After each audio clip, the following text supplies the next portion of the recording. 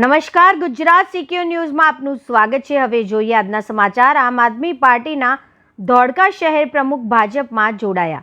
ધોળકા શહેર આમ આદમી પાર્ટીના પ્રમુખ તેમજ વોર્ડ નંબર 3ના આમ આદમી પાર્ટીના ઉમેદવાર બળદેવભાઈ રમણભાઈ ઠાકોર, જેઓ આજરોજ પોતાની ઉમેદવારી પરત ખેંચી તેમજ ધારાસભ્ય કિરીટસિંહ ડાભીની હાજરીમાં આમ આદમી પાર્ટીમાંથી રાજીનામું આપી ભારતીય જનતા પાર્ટીમાં વિધિવત રીતે જોડાયેલ છે।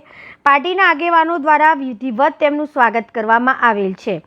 અહેવાલ મહેન્દ્રસિંહ ડાભી, ગુજરાત સીક્યુ ન્યૂઝ, ધોળકા।